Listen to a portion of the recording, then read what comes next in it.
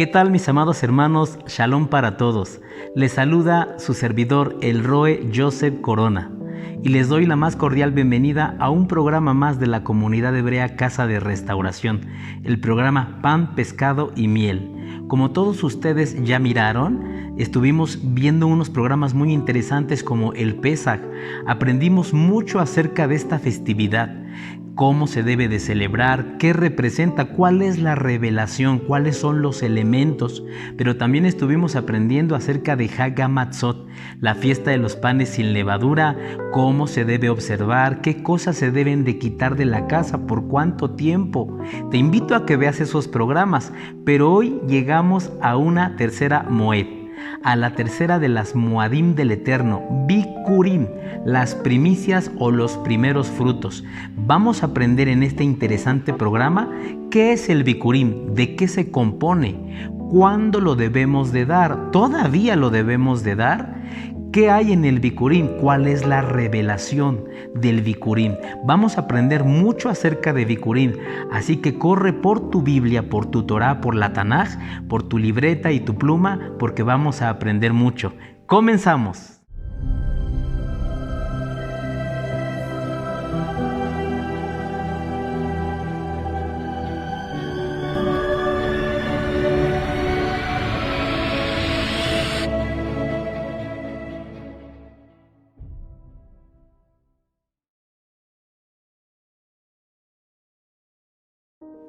Y bien, mis queridos hermanos, en este mes, el mes de Aviv, el mes de la primavera, es donde nosotros tenemos que observar tres de las Moadim que el Eterno ordenó.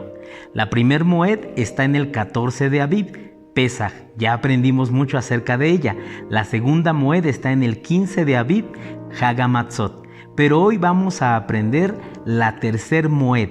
Esta Moed se llama Bikurim. Bikurim significa primeros frutos o las primicias.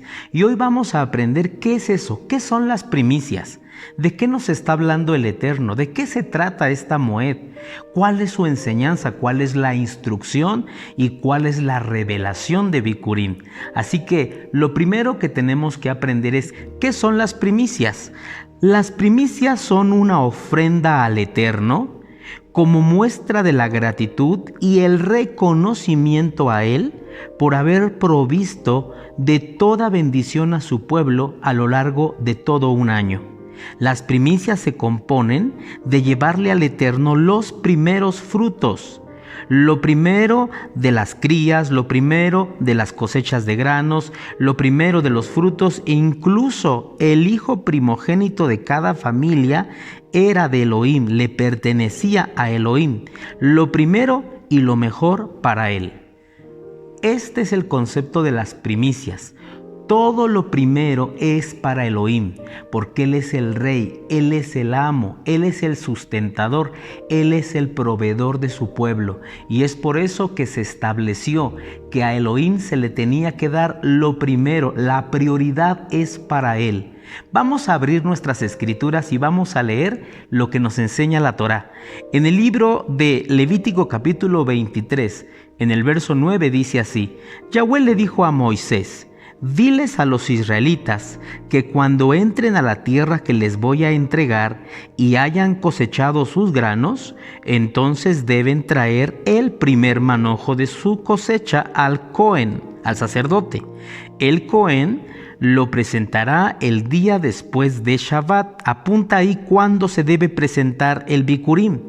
El verso 11 dice: el Cohen lo presentará el día después del día de Shabbat, haciendo el movimiento de presentación ante Yahweh. Número 2, hay un movimiento de presentación o un mecimiento ante Yahweh de la ofrenda a fin de que seas acepto. Pon número 3, esta ofrenda es para que yo sea aceptado, para que Elohim vea que yo lo reconozco como mi proveedor. Verso 12, el día que presentes el manojo, Ustedes ofrendarán un cordero de 1 año de edad que no tenga ningún defecto, como un sacrificio que debe quemarse completamente a Yahweh. Verso 13. También deberán hacer una ofrenda de cereal de 4 kilos de harina de la más alta calidad mezclada con aceite, como ofrenda que se quema a Yahweh de olor agradable. También deben presentar 1 litro de vino como ofrenda líquida. Ustedes no deben comer nada del grano nuevo, ni grano tostado o pan hecho de este grano, hasta el día que traigan la ofrenda a su Elohim. Esta es una ley perpetua para ti, que se cumplirá para siempre de generación en generación, donde quiera que vivas. Póngale ahí también, es una ley perpetua para mí, que debo de cumplir siempre de generación en generación. Bueno, mis queridos y apreciados hermanos, acabamos de leer cómo la Torá nos está estableciendo una ley que Elohim le da a su pueblo, una instrucción, y que esta es una instrucción que debe permanecer hasta nuestro tiempo. Una ley perpetua, darle a Elohim lo primero de nuestras cosechas, lo primero de nuestras crías, lo primero de nuestros frutos, todo lo primero le pertenece a Él.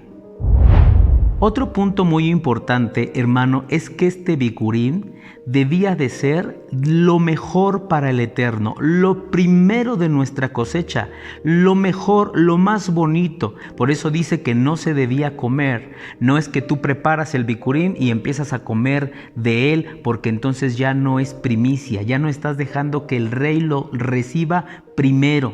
Estás adelantándote, estás tú disfrutando de ese Bikurim. Primero es él, y se debía de dar a Elohim lo mejor y lo más preciado, lo más caro, lo más hermoso. En el libro de Bereshit, Génesis capítulo 4, se nos habla de 2 personajes, Caín y Abel. Dice, y cuando llegó el tiempo de la cosecha, los 2 trajeron su Bikurim delante del Eterno, su ofrenda de gratitud. Abel, si tú lees muy bien, dice, escogió de entre todos los corderos o todas las ovejas, las más gordas, y de entre las más gordas, la mejor, la más hermosa. Él no escatimó. Él no dijo, híjole, voy a perder porque esta oveja la puedo vender, puedo hacer de ella una comida. No, él trajo a Elohim la mejor. Él apartó todas las mejores ovejas y de toda esa selección sacó la grosura, la más gorda, la más grande, la mejor oveja se la ofreció a Elohim, se la dio como primicia. Pero su hermano Caín, dice la escritura, que le dio a Elohim de lo que estaba en la tierra. Algunos lo traducen como que agarró frutos de la tierra, pero la traducción, el Midrash, dice que él agarró los frutos que estaban tirados en la tierra, los que el árbol ya había tirado.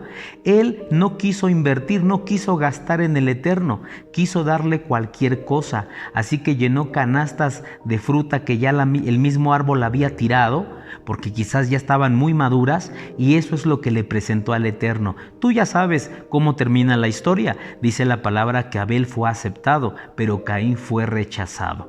Así que el Bikurim se trata de darle al Eterno lo mejor.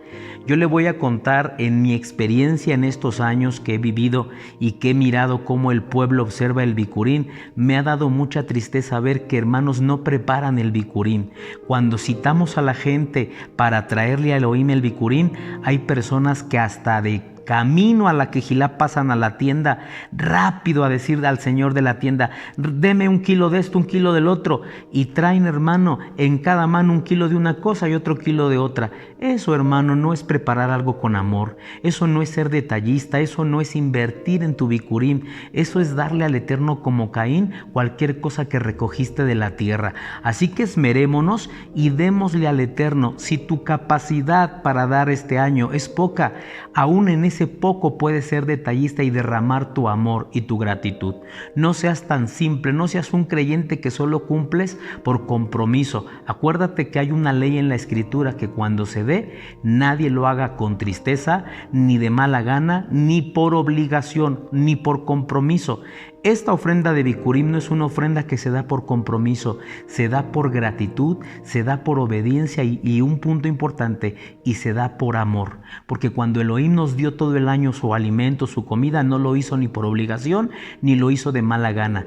Dice la Escritura que sus bondades y sus misericordias cada mañana fueron nuevas y Él las derramó, te aseguro que con todo su amor para cada uno de nosotros.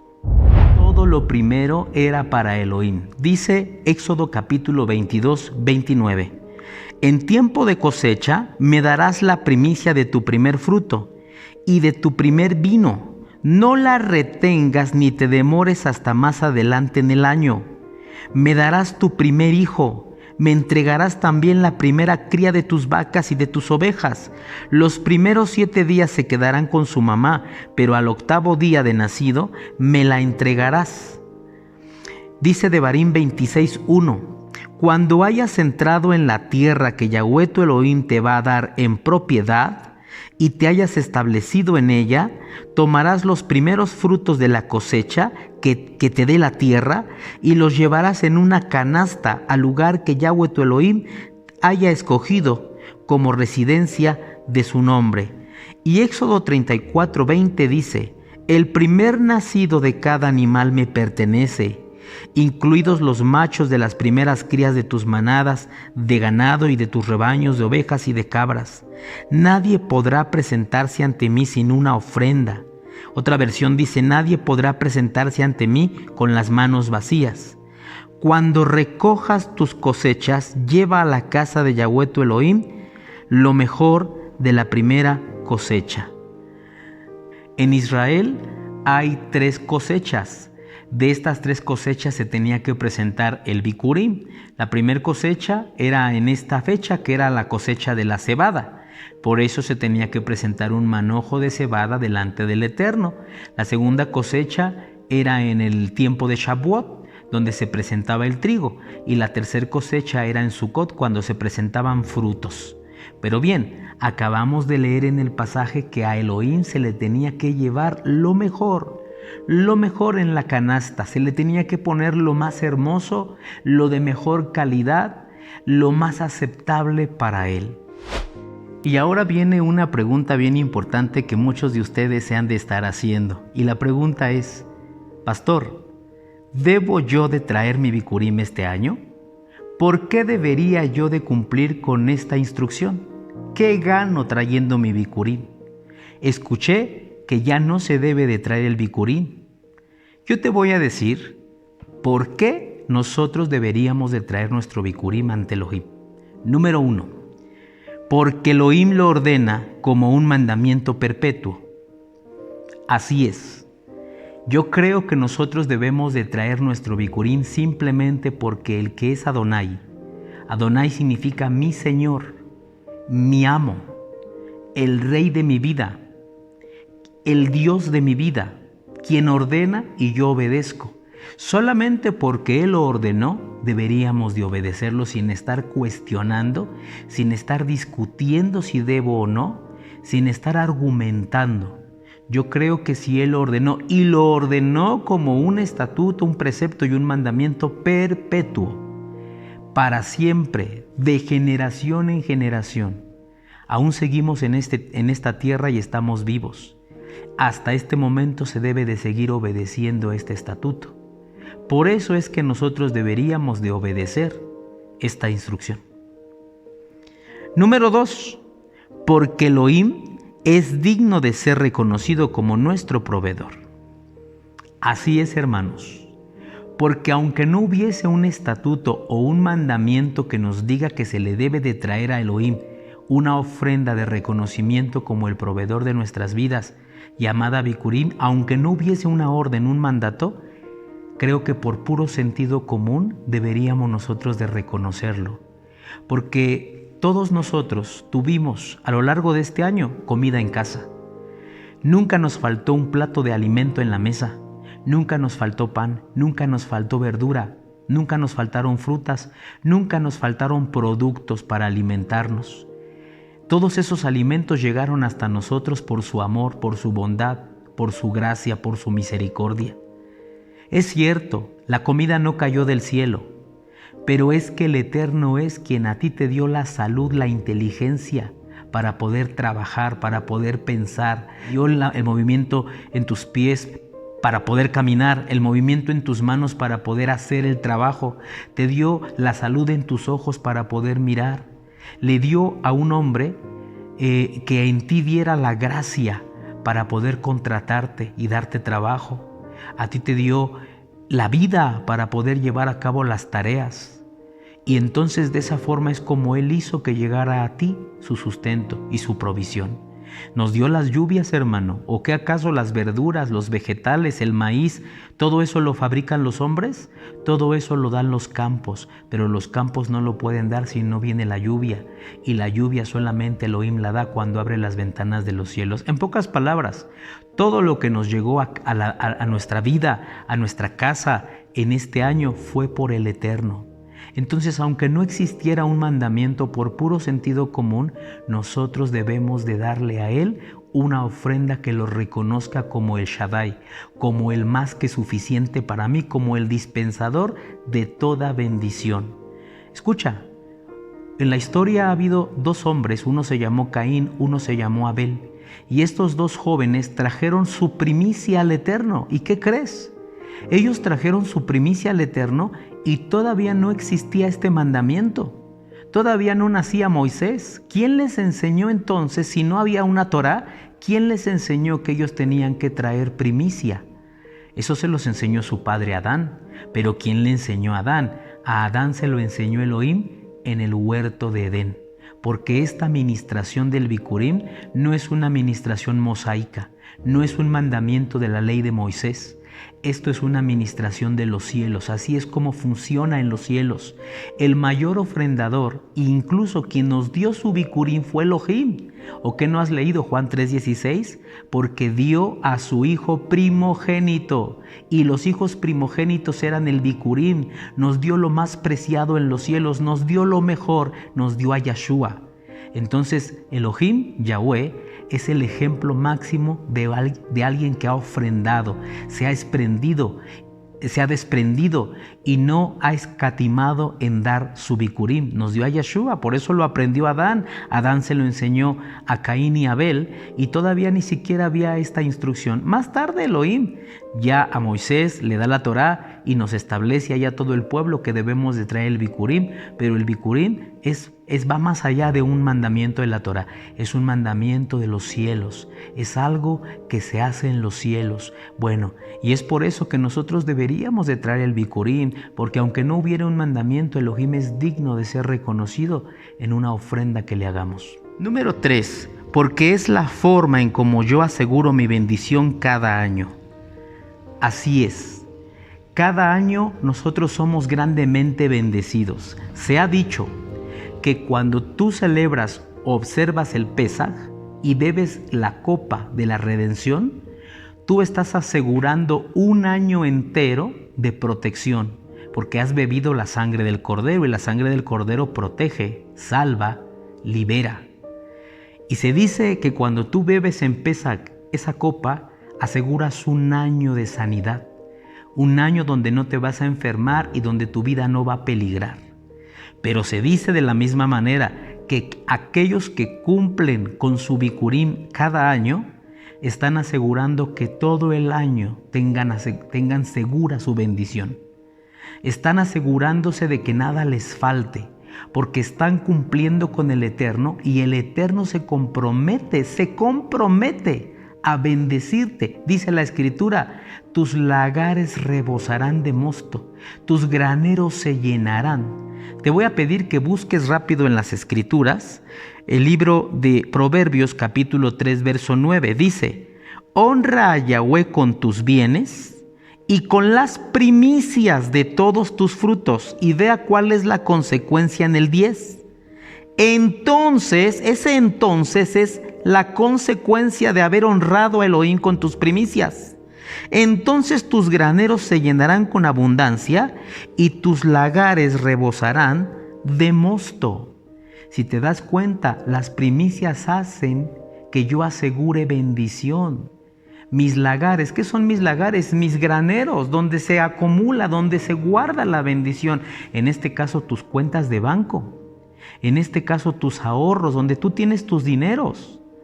O a lo mejor lo tienes en alimentos, en productos, tu despensa, tu refrigerador, tu gas. Dice, si tú honraste a Elohim con tus bienes y con la primicia de todos tus frutos, Elohim se encargará de que tus lagares rebosen de mosto, de vino. ¿Sabes qué representa el vino? Gozo, felicidad, no te faltará eso en el año. Pero dice, pero tus graneros también se llenarán. Así que hermanos, yo aseguro bendición cuando yo cumplo con mi Bikurim. Romanos capítulo 11, 16 dice, si las primicias son consagradas, también lo será la masa restante. Y si la raíz es Kadosh, también lo serán las ramas. Fíjate, está hablando de una masa que es mía, pero yo tengo que dar la primicia de mi masa. Mi masa ahorita todavía no está bendita, pero si yo tomo la primicia de la masa y la doy a Elohim, dice la Escritura, esa primicia es consagrada, pero tú no lo sabes, pero con lo que te quedaste también se consagra por haber dado esa primicia. Es decir que no solo mi primicia se queda con Elohim bendita, sino que también Elohim pasa la bendición con lo que yo me quedé. Por eso, hermano, tú tienes que dar hoy la primicia de tu masa. ¿Qué es tu masa? Lo que tú tienes, tu alimento, tu provisión. Esa es la parte con la que te quedas y la parte que Elohim va a bendecir porque tú cumpliste dando la primicia. Bueno, y número 4, ¿por qué tendría yo que dar mi primicia? Porque así soy acepto por Elohim. Acuérdate que Elohim le dijo a su pueblo, ustedes prepararán la primicia, la llevarán con el Cohen, y cuando el Cohen la mece, esa primicia desprende el aroma de la obediencia y yo voy a aceptar a cada familia. Entonces, hermano, por eso es que yo tengo que dar mi primicia, porque es la manera en cómo soy mirado con los ojos de Elohim, como una persona que reconoce que nuestro sustentador y proveedor solo es Él, que Él es quien nos dio cada alimento, cada bocado que llevamos a la boca. Así que yo te recomiendo que des tu primicia. Y ahora viene una pregunta que estoy seguro que muchos de nuestros espectadores se están haciendo y que pues yo voy a contestar. Se ha estado predicando en muchos lugares, incluso lugares que están caminando en raíces hebreas, que el Bikurim hoy día no se debe observar, que el Bikurim no está vigente, que el Bikurim no se debe celebrar por estos motivos. Así dicen, hoy el Bikurim no se debería observar porque no hay templo. Y si leímos bien en la Torá, dice que el Bikurim se tenía que llevar al lugar asignado, al templo, y los sacerdotes debían de mecerlo. Al no haber templo, obviamente tampoco hay sacerdotes. Entonces, hoy día el Bikurim ya no se puede celebrar. Y entonces esas personas pues descansan y dicen, ok, pues ya no lo celebremos. La verdad es que yo creo que esas opiniones y esos argumentos son muy abrazados porque la gente tiene un problema con el abrir la mano. La gente solo está buscando un pretexto para evadir mandamientos que se tratan de dar. Todo lo que en la Biblia es recibir, y con las manos abiertas lo hacemos. Sí, recibo mi bendición, recibo mi milagro, recibo. Pero cuando encuentras un pasaje donde se dice que tú tienes que darle algo a Elohim, y si alguien por ahí sale con una enseñanza de que eso ya no está vigente hoy, hermano, vamos a alabar eso y vamos a reforzar y vamos a abrazar esa enseñanza. Entonces, yo te tengo que decir que es cierto, no hay templo, es cierto, los sacerdotes del antiguo tiempo, de la ley de Aarón, de la casa de Aarón o de la línea de Aarón, ya no están trabajando, ya no están funcionando como los sacerdotes. Pero ¿qué crees? Sí hay templo y sí hay sacerdotes, porque el Eterno no se equivoca. Cuando el Eterno dijo, este Bikurim lo van a observar de generación en generación como un mandamiento perpetuo, Elohim sabía que no iba a haber templo, sabía que ese templo iba a quedar inactivo y que la línea de sacerdotes de la casa de Aarón también iba a quedar desactivada. El Eterno estaba hablando porque Él conoce el futuro y porque Él sabe que el templo va a seguir existiendo. Solamente que no es el templo de Jerusalén. Ahorita yo te voy a decir cuál es el templo que nosotros ubicamos. Para todos aquellos que dicen que hoy no se debe de llevar el bicurín porque no hay templo, bueno, es que ¿qué templo estás ubicando tú? Porque en las sombras y en las figuras del antiguo pacto se habló de una casa hecha de piedra, se habló de un templo hecho por manos de hombres, se habló de un lugar hermoso, un lugar precioso a donde Elohim se le llevaban sus sacrificios. Pero el mismo Yahshua profetizó que ese lugar iba a caer y no quedaría piedra sobre piedra. ¿Por qué? Porque ese lugar iba a quedar inactivo, ya no se iba a ministrar ahí al Eterno. Pero nosotros somos un pueblo que va más allá, hermanos, solamente de cosas naturales y físicas. Nosotros somos un pueblo que vemos las revelaciones y Elohim se encargó de darnos la revelación completa. El libro de los Hebreos capítulo 8 verso 1 nos habla de cuál es el templo que está en función ahora mismo. Vamos a leerlo todos. Hebreos capítulo 8 verso 1 dice: el punto principal es el siguiente: tenemos un sumo sacerdote o un sumo Cohen, quien se sentó en el lugar de honor a la derecha del trono del Elohim majestuoso en los cielos. Ahí sirve como ministro en el santuario y en el Bet Hamikdash del cielo, que es el verdadero lugar de adoración construido por Yahweh y no por manos humanas, ya que es deber de todo sumo Cohen presentar ofrendas y sacrificios. Nuestro sumo Cohen también tiene que presentar una ofrenda. Si estuviera aquí en la tierra, ni siquiera sería Cohen, porque ya hay Coanim que presentarlas, las ofrendas que exige la Torá. Ellos sirven dentro de un sistema de adoración que es solo una copia. Ponga atención. Ellos sirven dentro de un sistema de adoración que solo es una copia, una sombra del verdadero, que es celestial y está en los cielos. Pues cuando Moisés estaba por construir el Bet Hamikdash, Elohim le advirtió lo siguiente: asegúrate de hacer todo según el modelo que te mostré aquí en la montaña. Pero ahora a Yahshua, nuestro sumo Cohen, se le ha dado un ministerio que es muy superior al sacerdocio antiguo, porque Él es mediador a nuestro favor de un mejor pacto con Elohim, basado en promesas mejores. Voy a irme a otra lectura antes de explicar. Hebreos 9:23 dice: por esa razón, el Bet Hamikdash y todo lo que en él había eran copias de las cosas de los cielos, debían ser purificados mediante la sangre de animales, pero las cosas verdaderas de los cielos debían ser purificadas mediante sacrificios superiores a la sangre de animales. Por eso Yahshua no entró en un lugar santo hecho por manos humanas, que era solo una copia del verdadero que está en los cielos.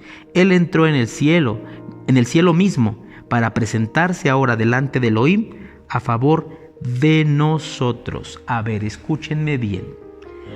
Este libro, o esto que acabamos de leer, es un libro dado a los hebreos. Los hebreos tenían muy sembrado en su corazón el amor y la esperanza por el templo, hasta el día de hoy. Por eso todos los judíos están orando y llorando en un muro, porque su amor está en ese templo de piedra, en ese templo construido por manos de hombres. Sí, en su momento tuvo su función, se llenó la gloria de Elohim ahí, llenó ese templo en su momento, pero un día Yahshua salió de ese templo y ya nunca más regresó. Y ese templo, cuando Yahshua salió, años después se vino abajo. Y es aquí donde ahora nos trae el Eterno la revelación a través de Shaulo, diciéndonos que todo eso solo era la copia, la sombra, la figura del verdadero. Oh, entonces hay un verdadero. Entonces el templo de Jerusalén, ese muro donde los judíos oran, no es el verdadero, es la réplica. Hermano, cuando una réplica se rompe, no podemos estar llorándole a la réplica porque existe la original. Solo era una réplica. Y quiero decirte que el templo de Jerusalén solo era la copia, solo era la réplica del verdadero templo que tú acabas de leer está en los cielos, un templo celeste que no fue construido por manos de hombres, un templo eterno, un templo donde nuestro sumo Cohen está ministrando, está sirviendo, está ofreciendo ofrendas, está sirviendo, está intercediendo por nosotros. ¿Qué pasa en Bikurim? Todos nosotros preparamos nuestro Bikurim, nuestra canasta, nuestro regalo, nuestra ofrenda que le pertenece al Eterno. Y todos nosotros nos vamos a acercar a un lugar, a una congregación, a una comunidad. Ese no es el templo, ese es un lugar nomás. El templo está en los cielos. Cuando nosotros traemos nuestro Bikurim, en ese momento, hermano, ese templo desciende hasta nosotros. Los cielos bajan hasta nosotros. Ese templo baja y desciende porque quien está recibiendo tu Bikurim es el sumo Cohen Yahshua. Nosotros los hombres de aquí de la tierra solamente somos presentadores, solamente tomamos tu Bikurim y solamente lo elevamos, pero realmente quien lo está recibiendo es el sumo sacerdote que está ahora en turno. Fíjate, ahorita en Jerusalén ningún sumo sacerdote está funcionando. Además, Hebreos capítulo 7 dice que la línea de sacerdocio arónico ya terminó. Ya no está funcionando. Ahora la línea que funciona es la línea de Melquisedec, donde Yahshua es el sumo Cohen. Entonces, hermano, para empezar, nosotros ya no tendríamos ni que llevar el Bikurim con el sacerdocio arónico, porque ya no está en vigencia. El sacerdocio que está en vigencia es el de Melquisedec, que es Yahshua. El Bikurim nosotros lo traemos el día que es el Bikurim, lo presentamos, lo elevamos, lo damos al hermano que esté en turno aquí en la Quejilá. Ese hermano lo va a mecer delante del Eterno y nosotros lo entregamos al templo celestial, al templo que es el original y que ha descendido hasta donde nosotros estamos para nosotros poder cumplir con este mandamiento, ¿ok? Entonces, eso de que ya no hay templo, ¿ok? Ya no hay templo visible, ya no hay un templo físico, pero sí hay templo y es más real el templo celestial que el templo que se construyó en la tierra, pues ese solo era copia, solo era réplica del modelo original. El modelo original que cada vez que se necesita el templo en la tierra, Elohim hace que ese templo descienda sobre nosotros para que todos nosotros podamos presentar sacrificios de alabanza, sacrificios delante de su presencia. Y por eso, hermano, es que hoy nosotros traemos nuestro Bikurim. El Bikurim se debe de seguir trayendo porque ya no lo traemos a un templo de piedra, sino a un templo celestial. Pero si para muchos no los convenció esto y dicen, no, yo no creo en eso de que un templo invisible, eso yo no lo puedo ver con mis ojos y lo que yo no veo no creo. Bueno, si no lo quieres creer, Primera de Corintios capítulo 3 verso 16 dice, ¿no se dan cuenta de que todos ustedes son el templo de Elohim y que el Ruach de Elohim vive en ustedes? Elohim destruirá a cualquiera que destruya este templo, pues el templo de Elohim es santo y ustedes son ese templo. Dice la Escritura que todos nosotros, los creyentes, los hebreos, el pueblo de Elohim, la familia de Elohim en la tierra, somos el templo. Templo se dice Mishkan, pero la palabra más correcta en español es la casa de Dios, la casa de Elohim, la casa del Ruach HaKodesh. Y nosotros somos ese templo.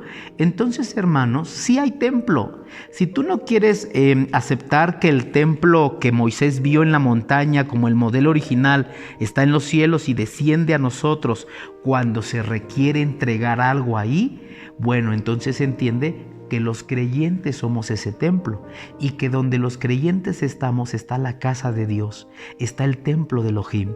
Y entonces si está ahí presente, yo ahí llevo mi ofrenda.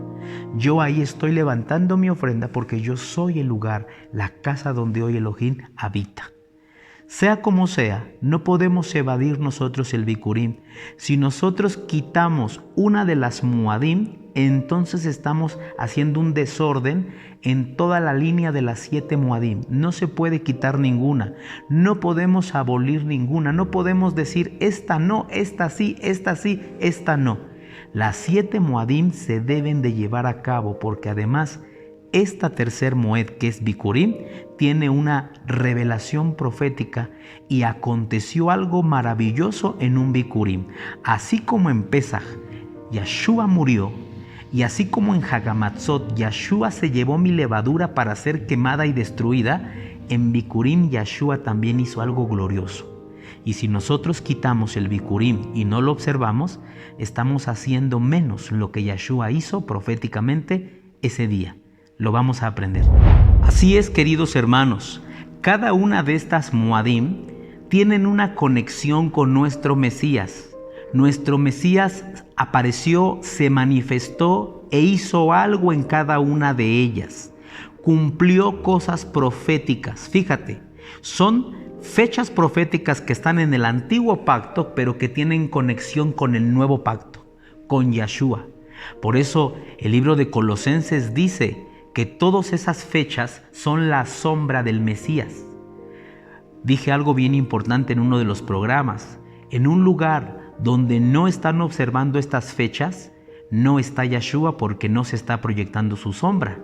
Para que su sombra se proyecte, él debería de estar parado. La luz le da y la sombra se proyecta.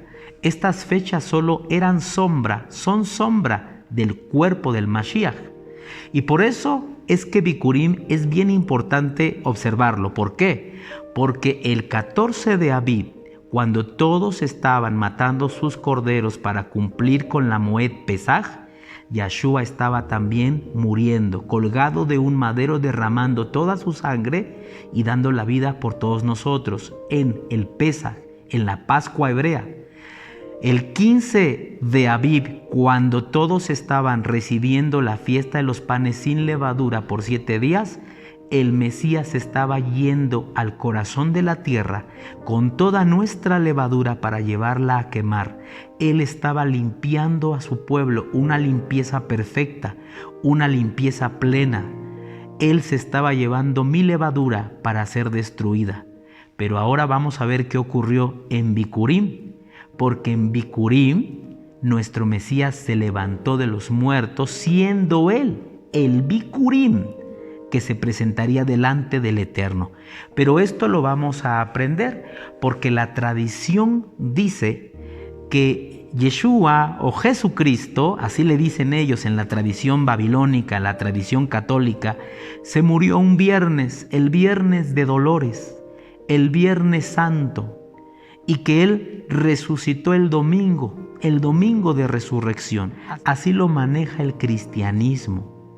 Cuando yo caminé por el cristianismo, me recuerdo que mi pastor hacía un culto especial los viernes de dolores y decía: hoy vamos a cantar puros cantos de dolor, puros cantos de la muerte de Cristo, y todos vamos a venir tristes porque es un culto muy solemne, pero el sábado vamos a hacer sábado de gloria, las 7 palabras, y el domingo a las 6 de la mañana un culto porque resucitó.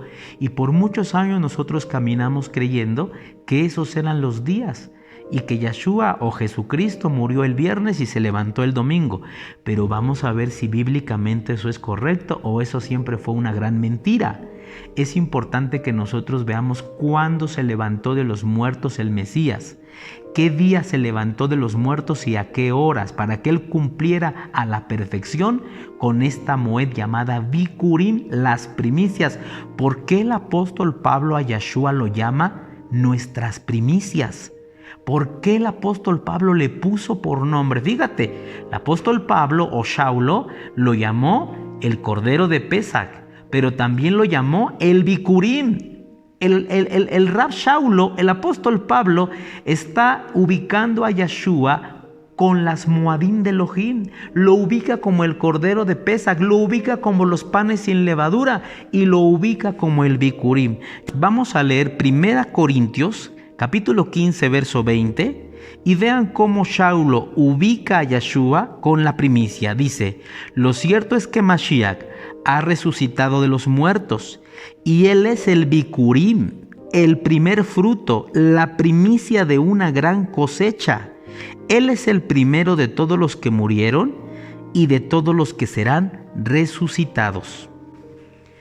Entonces nos damos cuenta que Shaulo, como un maestro que tenía la revelación del Ruach de Elohim, ubica a Yahshua como el Cordero de Pesach, pero también lo ubica como el pan sin levadura, Hagamatzot, pero ahora lo está ubicando como el Bikurim. ¿Viste qué conexión tiene Yeshua con las fiestas del Antiguo Pacto?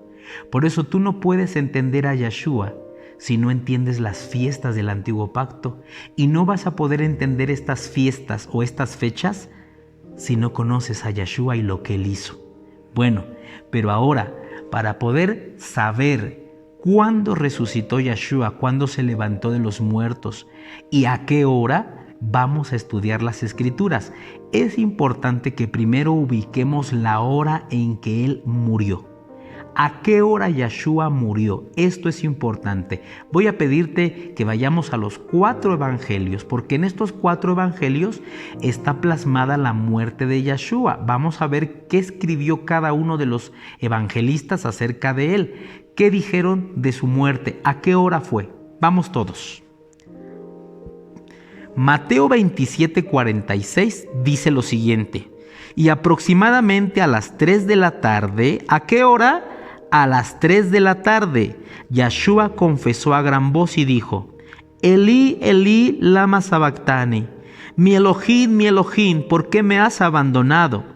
Y entonces Yeshua, gimiendo de nuevo a gran voz, entregó el Espíritu. Vámonos ahora lo que dice Marcos, capítulo 15:25. Dice: eran las 9 de la mañana cuando fue clavado en el madero. Verso 33. Llegando las 12 del día, hubo oscuridad sobre toda la tierra de Israel hasta las 3 de la tarde.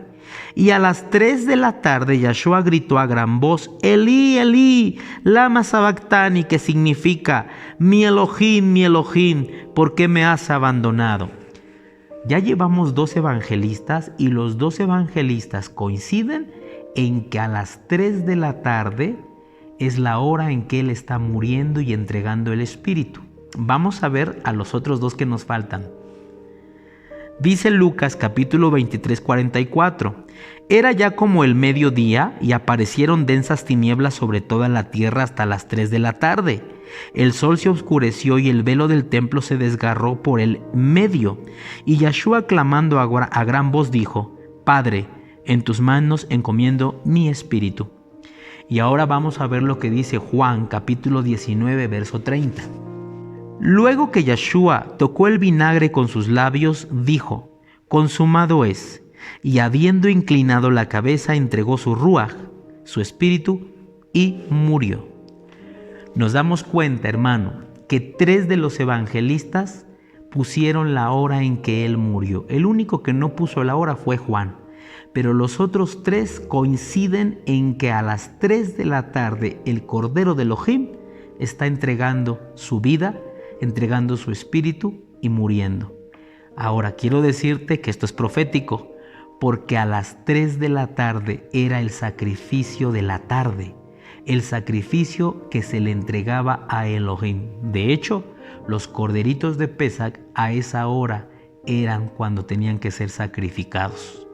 Entonces no murió en una hora nomás así, sino que aún la hora de su muerte es parte de un cumplimiento profético. Pero bueno, entonces guarda esta información en tu cabeza. Yeshua murió a las 3 de la tarde. Ahora vamos a ver qué día murió, porque eso es importante, saber qué día murió para saber qué día resucitó. Pero antes de ver qué día murió, vamos a ver una señal que Él dio. A Él le preguntaron: danos una señal, que los profetas digan que tú eres el Mesías.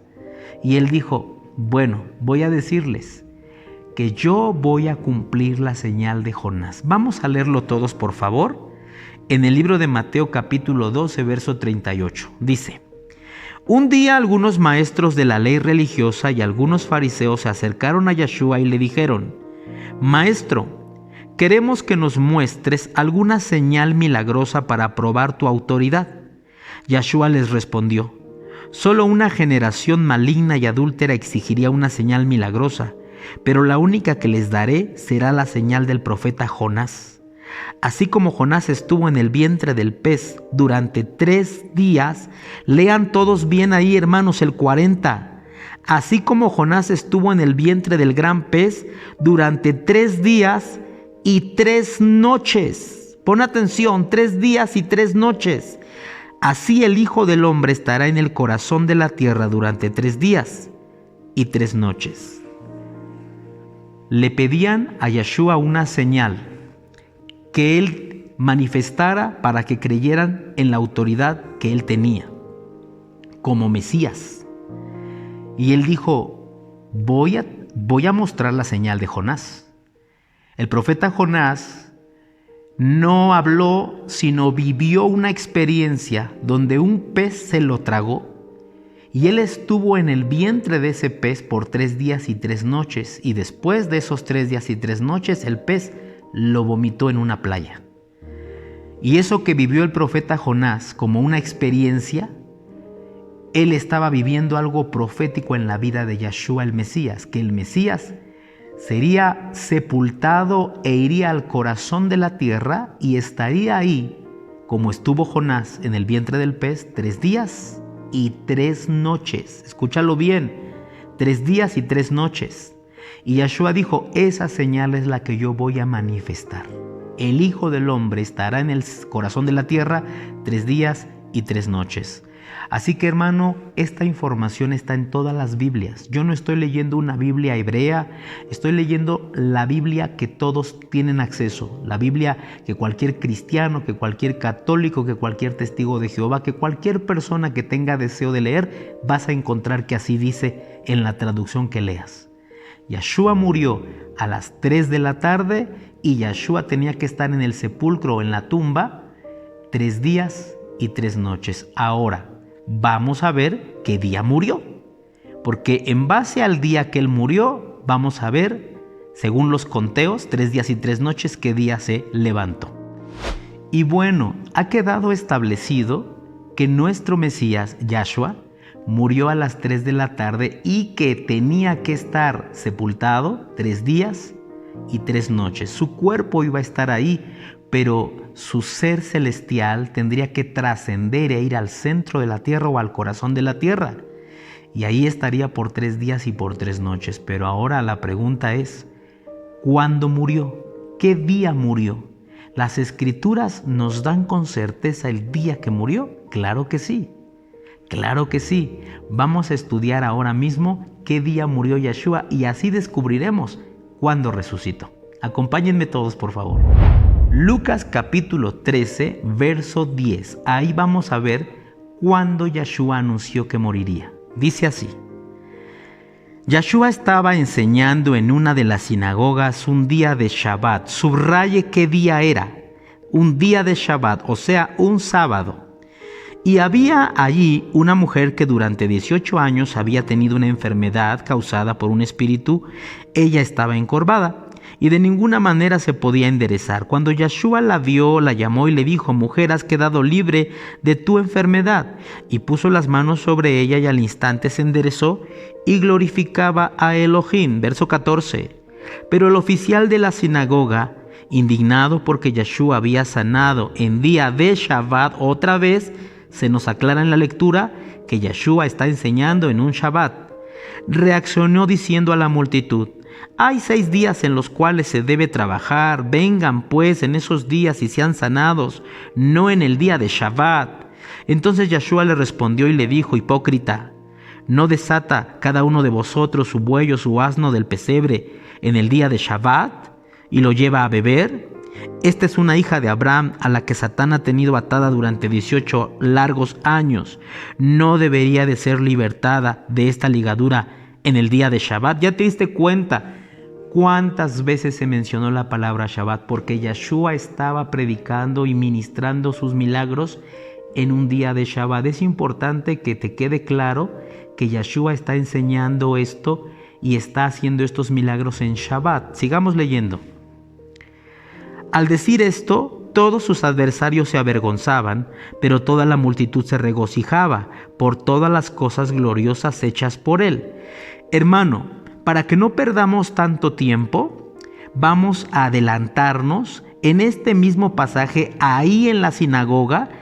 Siendo el día de Shabbat, Yeshua enseña la parábola del grano de mostaza, después enseña la parábola de la levadura y después enseña la puerta estrecha. Vámonos hasta el 31.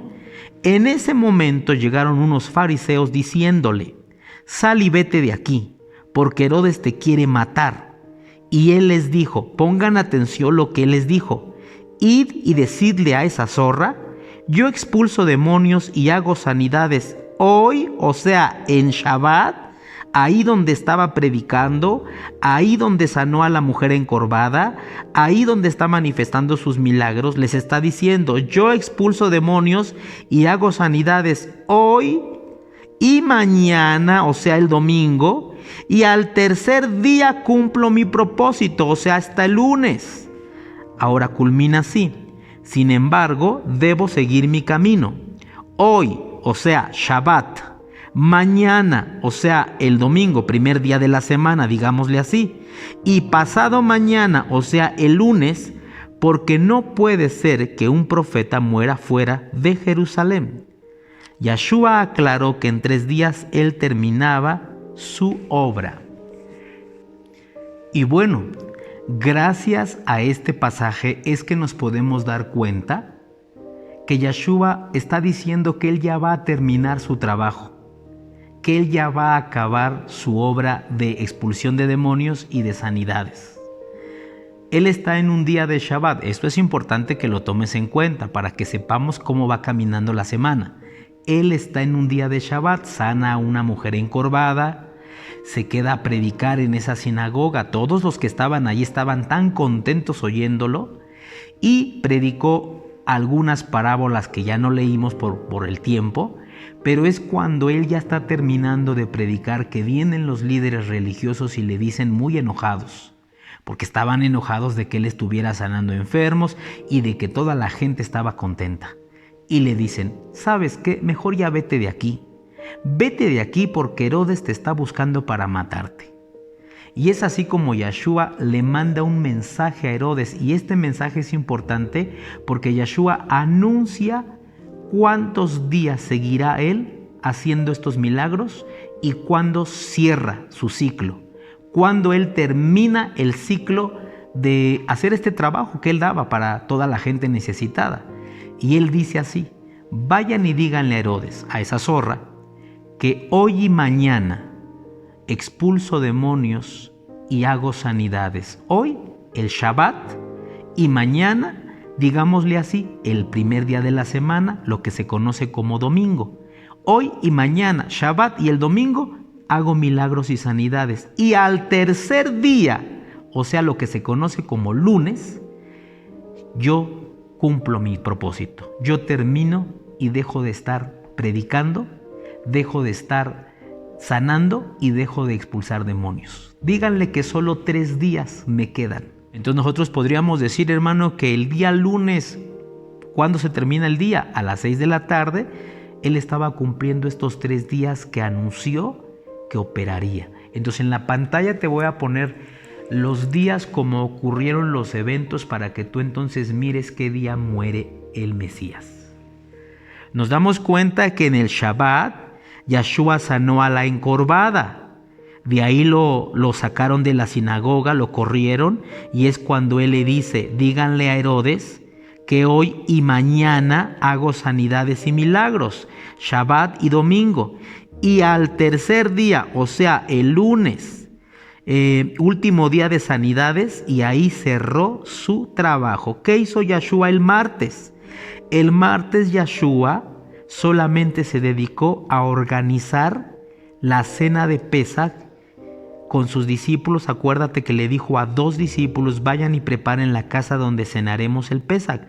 Esa noche Yeshua cena un Pesach con ellos, un pre-Pesach, ya te prediqué eso en Pesach, y es esa noche cuando él se va a orar a huerto de Getsemaní, y ahí lo aprenden.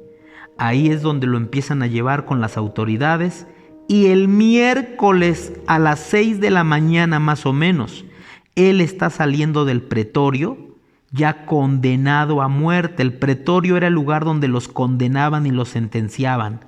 El miércoles él está saliendo con un madero en la espalda. Él caminó hasta una montaña y el miércoles a las 9 de la mañana lo cuelgan en un madero, y a las 3 de la tarde del miércoles él está muriendo. Entonces dijimos que la señal de Jonás es que de las 3 a las 3 es un día, porque los días son de tarde a tarde, 3 días y 3 noches.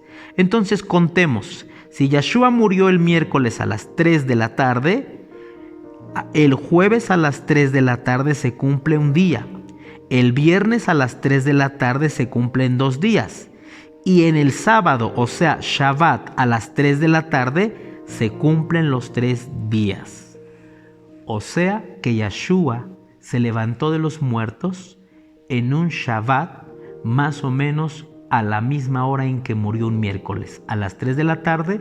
En Shabbat a las 3 de la tarde Él se está levantando. Es una mentira que Yeshua resucitó un domingo y que con ese domingo inauguró las reuniones de los domingos. No, Él no lo hizo así, porque ni siquiera encajan, hermanos. Si nosotros queremos preguntarle a un líder, a un pastor cristiano, y que él nos diga dónde están los 3 días y 3 noches de viernes a domingo, ¿dónde están?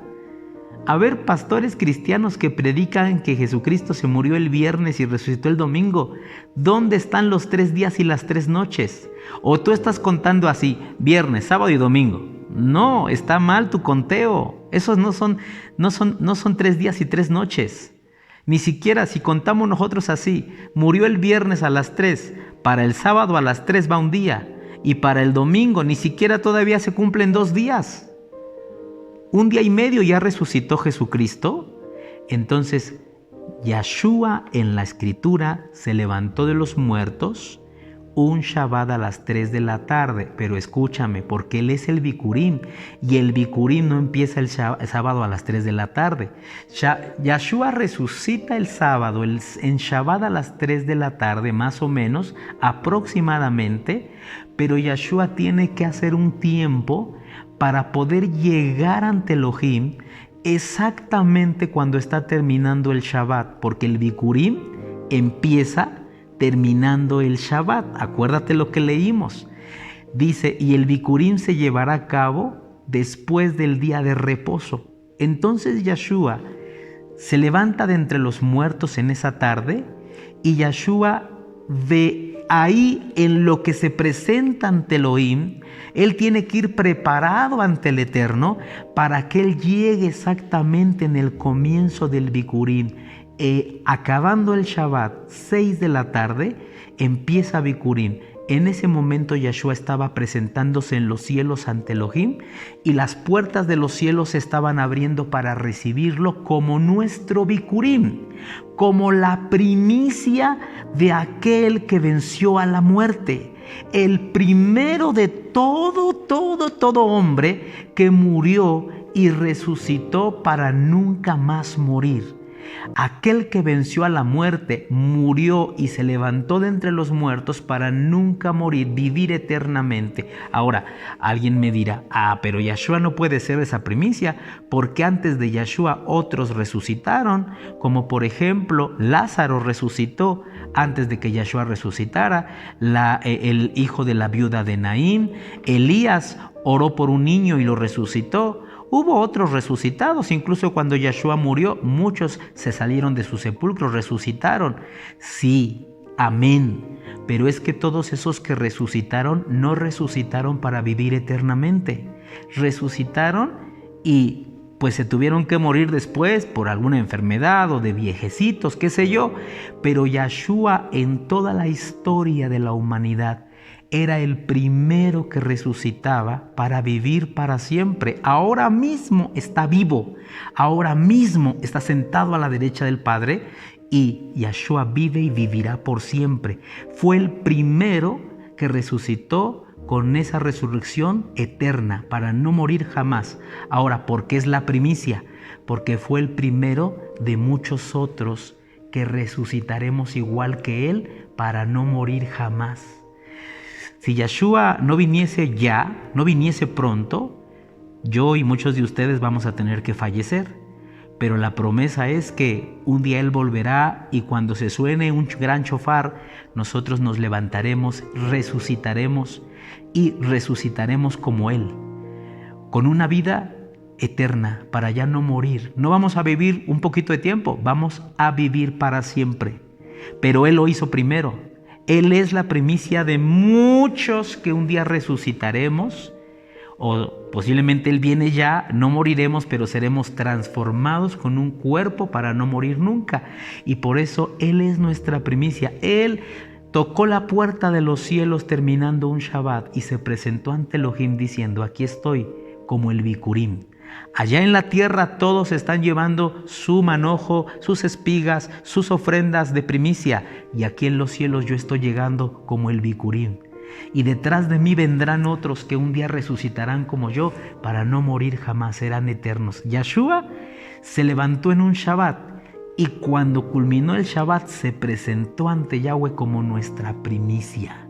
Entonces, hermanos, Él cumplió el Pesach muriendo como nuestro cordero. Él cumplió Hagamatzot llevándose toda nuestra levadura para ser quemada. Y Él cumplió Bikurim porque se levantó unas horas antes de que comenzara Bikurim para poder llegar a las puertas de los cielos y presentarse ante Elohim como la ofrenda de Bikurim. Por eso Shaul dice: Él es nuestro Bikurim. Gloria y honra a Yahshua, que es nuestro Bikurim, nuestra ofrenda ante Yahweh. Bueno, queridos y apreciados hermanos, ahora viene una pregunta que yo creo que es la pregunta más importante de todo el tema que estoy dando. Muchos dirán: ya aprendimos que se le debe de traer al Eterno el Bikurim porque es un estatuto perpetuo. Ya aprendimos que si hay templo, ya no es el templo en Jerusalén, sino el templo celestial, que es más real que el mismo templo que estaba en Jerusalén. Ya aprendimos que hay promesas de bendición cuando yo cumplo con mi Bikurim. Incluso ya aprendimos que Yahshua es la primicia delante de Elohim de todos los que resucitarán para no morir jamás. Pero pastor Roe, ¿cómo llevo y qué es el Bikurim hoy? Porque en el antiguo tiempo con el pueblo de Israel el Bikurim se componía de cosas, de especies. Que el animalito, que la cabra, que la oveja, que las uvas, que las espigas, que la fruta. Todo el Bikurim eran productos de la tierra o animales. Entonces, ¿qué debo yo de traerle al Eterno como Bikurim? Compro animales, compro frutas, compro espigas. ¿Qué le presento hoy, siglo XXI, al Eterno?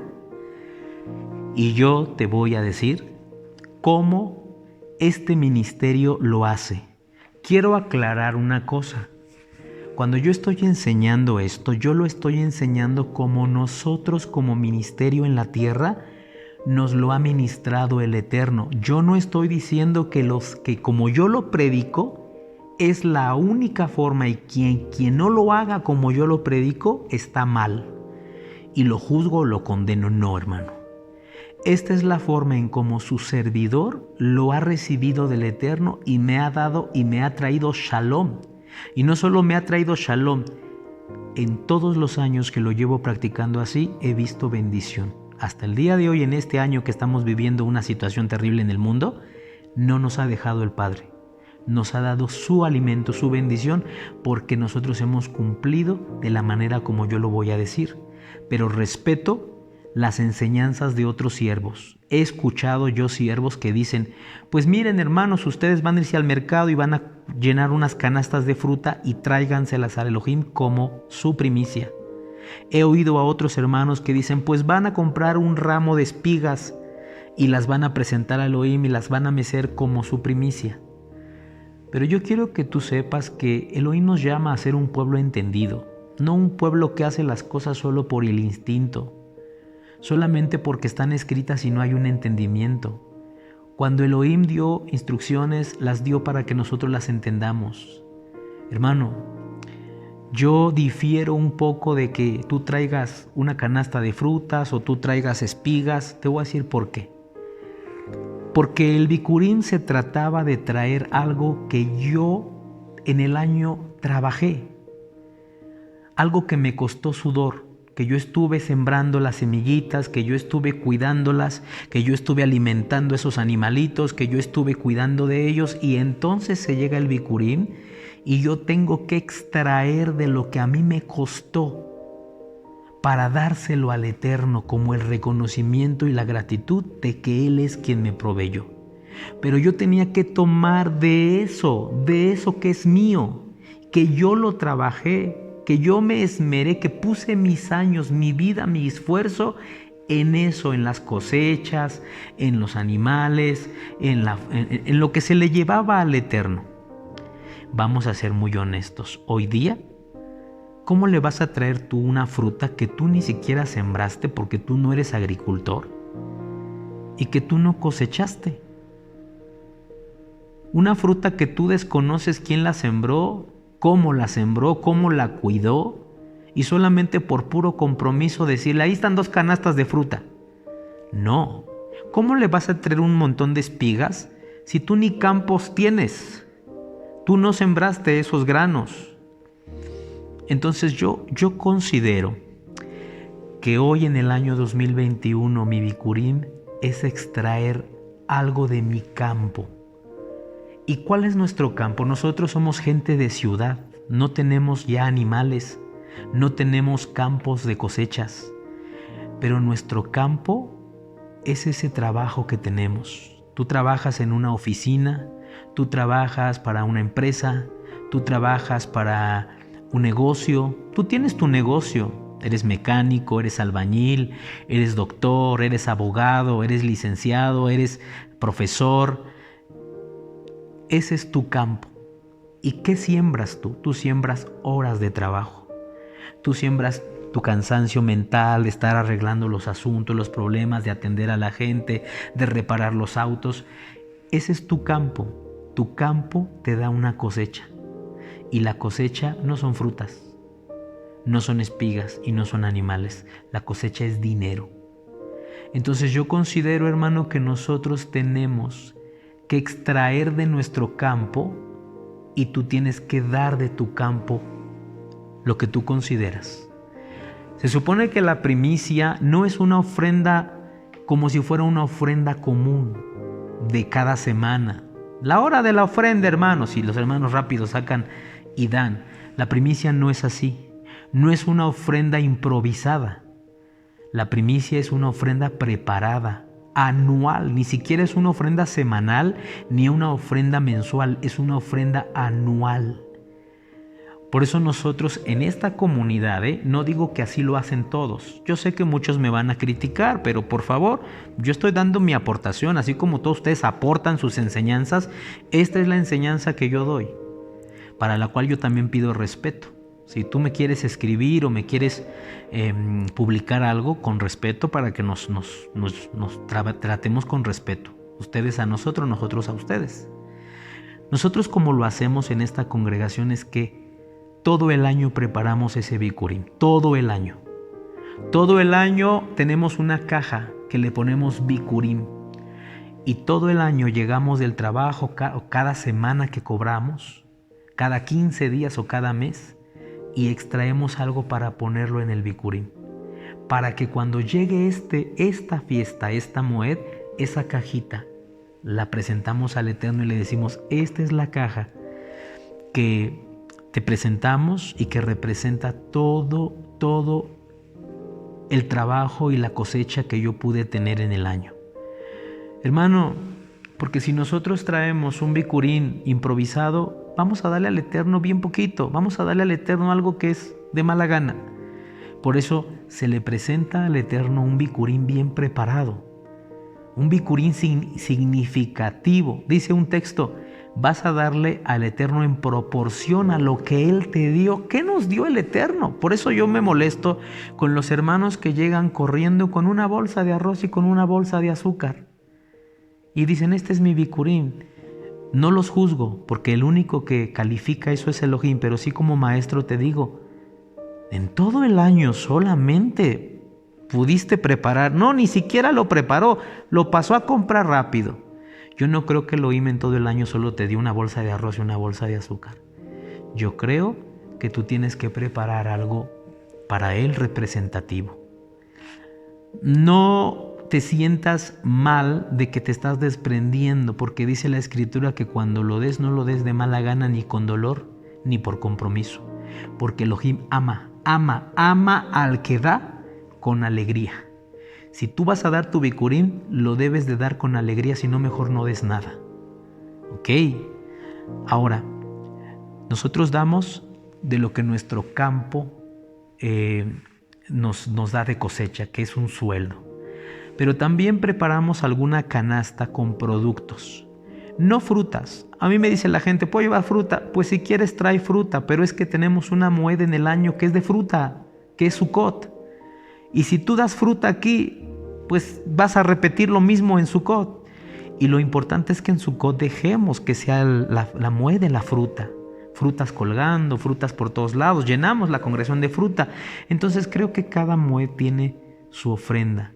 Y la cosecha en otoño era la fruta. La cosecha aquí eran espigas de cebada. Entonces nosotros, hermano, preparemos esa cosecha de lo que nuestros campos nos dan, pero también aquí preparamos canasta y ponemos despensa. Ponemos granos de frijoles, ponemos arroz, ponemos garbanzos, ponemos azúcar, ponemos sal, ponemos café, ponemos aceite. Armamos despensa y la damos al Eterno. ¿Por qué? Porque le decimos al Eterno, bien, yo no cultivé esto, pero esto lo tuve en el año, esto me alimentó, me sostuve, Elohim, a través de estas semillas, a través de la sal, del azúcar, del huevo. Ponemos ahí un montón de productos y se los presentamos a Elohim como una ofrenda de gratitud. Esa es la forma en como aquí nosotros presentamos nuestro bikurim. Si tú tienes ganas de presentar tu bikurim con nosotros, de venir a la congregación, escríbeme en el correo y con gusto te aceptamos y con gusto oramos por ti y mecemos esa ofrenda. Si usted está a la distancia, usted está en otro país, en otro estado, no tienes cómo celebrar bikurim, yo te voy a aconsejar, pon en la esquina de tu casa, en un lugar que tú consagres para ahí ponerle ofrenda al Eterno, una mesita muy bonita, muy adornada, y tú vas a poner ahí una canasta con esos productos, los vas a levantar y dile, Padre, gracias porque todo el año tú me bendijiste, todo el año tú me diste tu provisión, todo el año tú no me dejaste. Y vas a dejar esa canasta todo el bikurim. ¿Cuándo empieza el bikurim? El bikurim empieza cuando terminó el Shabbat. Ese Shabbat de esa semana de Pesach, de panes sin levadura, ese Shabbat que sigue, ahí empieza bikurim.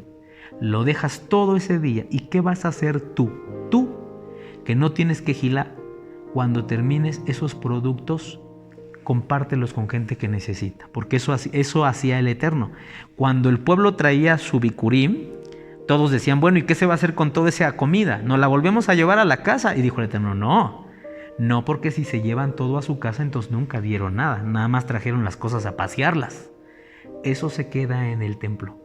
Eso va a tener un propósito, eso va a alimentar a necesitados.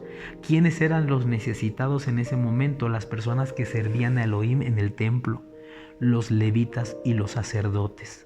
Elohim canalizaba esas ofrendas a esas personas que le servían a él.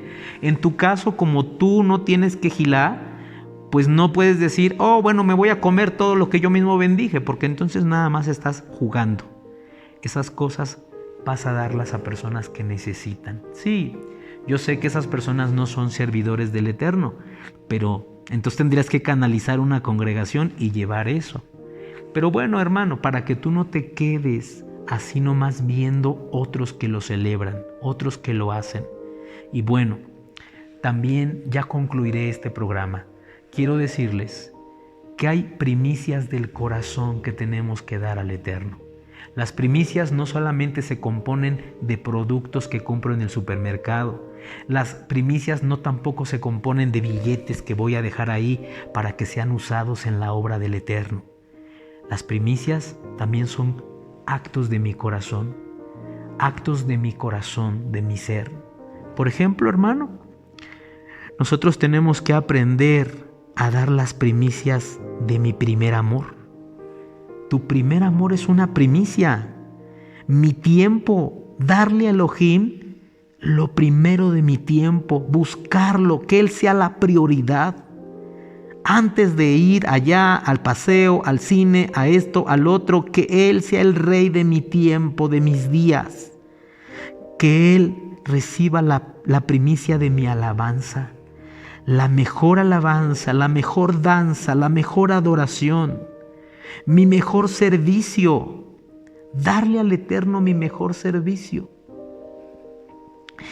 Mi cuerpo como primicia, mis manos y mis pies, mi boca, servirlo a Él, darme a Él como primicia, mi mente, mis sueños, mis proyectos, mis anhelos y mis deseos.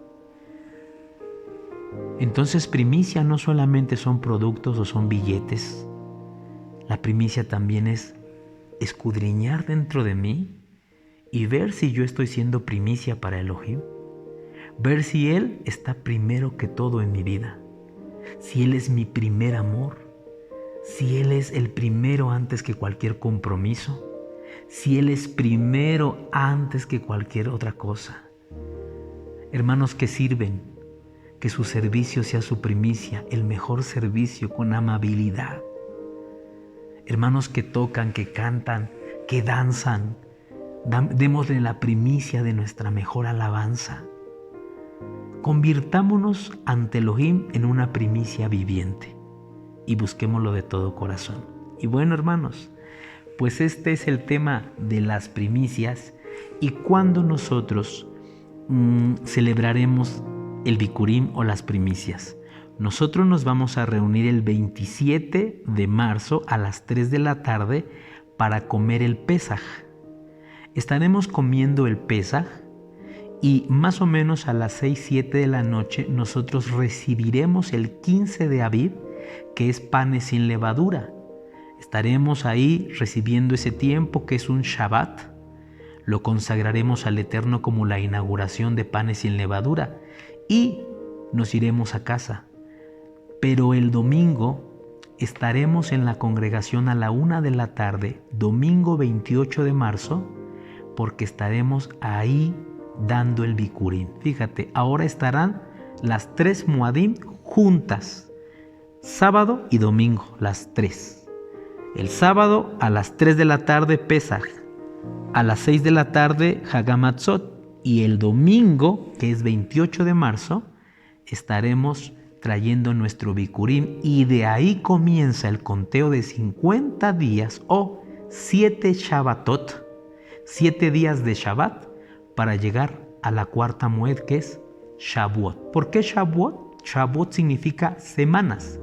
Es por eso, porque de ese día de Bikurim hasta Shavuot se deben de contar 7 semanas, 7 Shabbatot, 7 días de Shabbat más un día. Por eso se llama Shavuot. Ya te predicaré de ese día, qué se hace, qué ofrenda se trae. También se le conoce como el Pentecostés, el día que el Ruach HaKodesh descendió para llenar a todos los creyentes en Elohim. Bueno, hermanos, pues te invito a que te unas. Si tienes dudas en cuanto a este tema, escríbenos al correo y nos gozamos contigo y te doy gracias por tu amable atención. Te envío un abrazo a la distancia a todos mis hermanos que nos ven en la Ciudad de México, en los estados y aún en las naciones. Reciban un fuerte abrazo. Gracias por sus oraciones, gracias por sus palabras, gracias por sus ayudas. Que el Eterno los bendiga y hasta el próximo programa. Que la Shalom de Elohim esté con ustedes. Hasta la próxima.